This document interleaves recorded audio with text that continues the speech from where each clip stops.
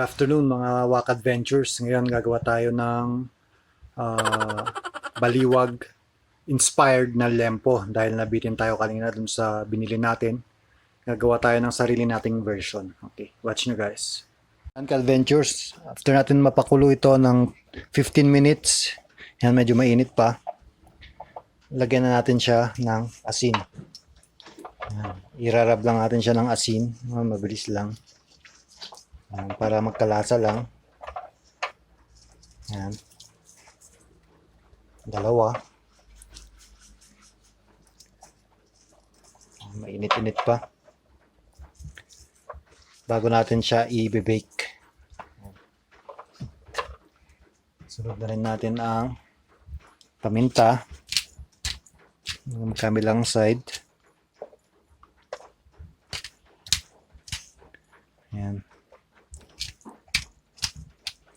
And then, mamaya na itong magic sarap. Itong soy.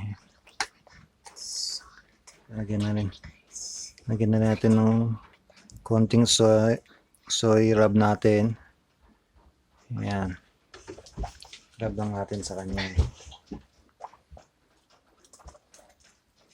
Pampakulay lang naman yan. Soy natin.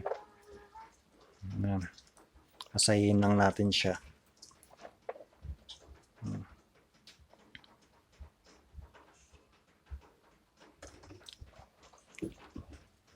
And then, itong seasoning natin. Maganda natin konti.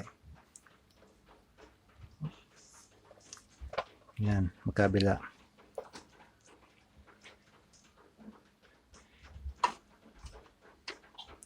Okay, yan lang guys. And then, the magic sarap. Lagyan na natin.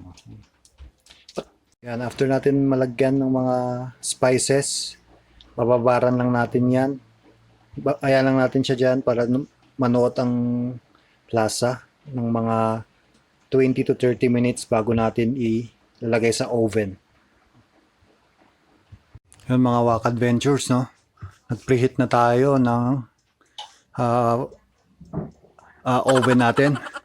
Dapat 350 to 375 pero hanggang 230 lang itong temperature ng oven natin.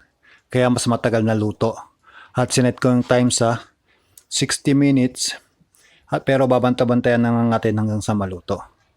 Yan, ilalagay na natin yung pork natin. At i-ano lang natin siya. Hayaan lang natin siya dyan. Yan. Bear with me guys ha. Medyo wala tayo kasing ring light. Kaya ganyan lang. Yan, i-ano lang natin siya. Roasted. Yan, roast. Ang tawag yan. Mahirap, wala tayong cameraman eh. Yan. Okay.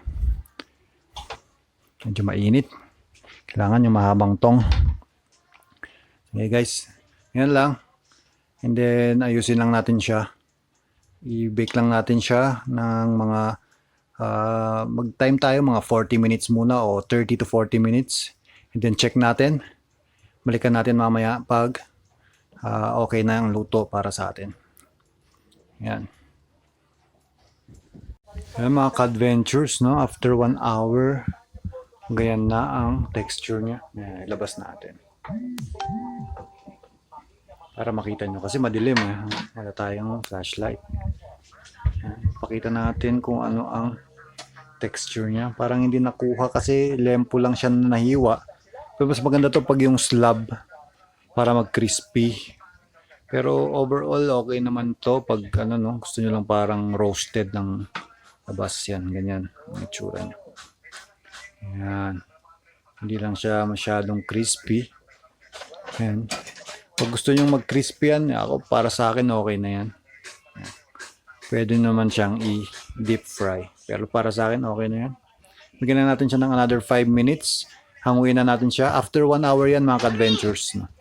1 hour natin dito sa ating oven na 230 degrees yan. Yan. Guys, mahiwain lang natin mamaya yan. Serve na natin siya. Mga Wak Adventures, mga ka-adventures, ayan na yung finished product natin.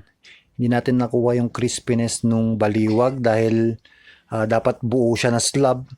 Pero okay na rin. Titikman na lang natin mamaya.